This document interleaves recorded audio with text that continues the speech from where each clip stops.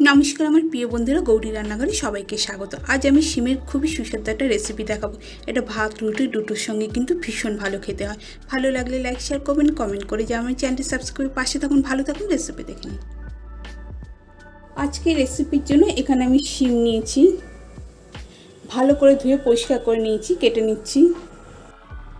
শিমের এরকম দুপাশটা ফেলে দেবো, মাঝখান দিয়ে অর্ধেক করে কেটে নিয়েছি। এইভাবে সবগুলো কেটে নিয়েছি।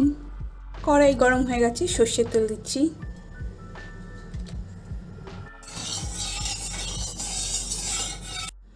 হাফ চামচ কালো জিরে, শুকনো লঙ্কা, একটা মিডিয়াম সাইজের পেঁয়াজ কুচি,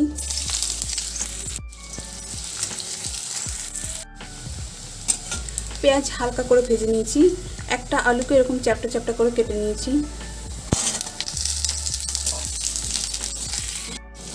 আলু হালকা করে ভেজে নিয়েছি। শিমটা দিয়ে দিচ্ছি।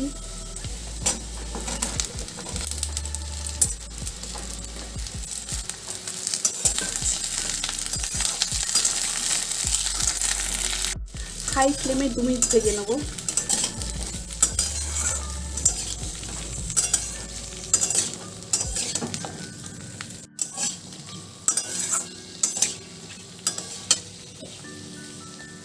একটা মিডিয়াম সাইজের টমেটো কুচি, কয়েকটা কাঁচা লঙ্কা কুচি,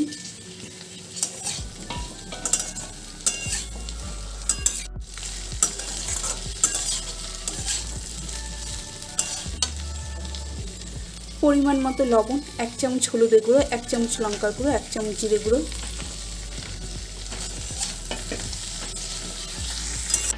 কিছুক্ষণ নাড়াচাড়া করে নিয়েছি। মশলাগুলোও ভাজা হয়ে গেছে। গ্যাসের ফ্লেমটা কমিয়ে 2 মিনিট ঢেকে রাখছি।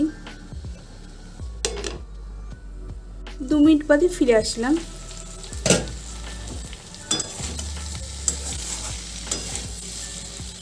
আলু আর শিম কিছুটা নরম হয়ে গেছে। গ্যাসের ফ্লেমটা এই সময় বাড়িয়ে দিয়েছি।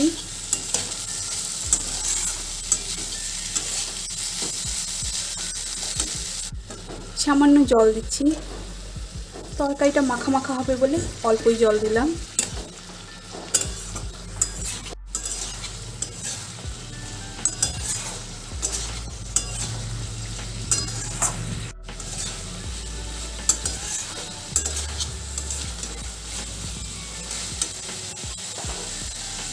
হাফ চামচ চিনি,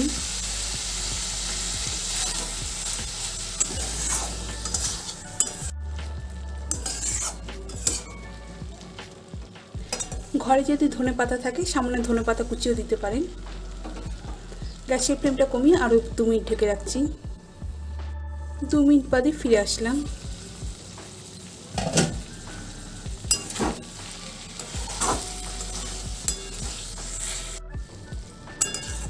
আলু শিম ভালোভাবে নরম হয়ে গেছে।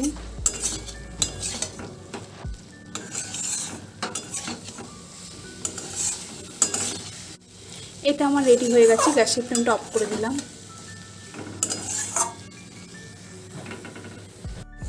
এটা ভাত রুটি দুটোর সঙ্গে ভীষণ ভালো লাগে খেতে।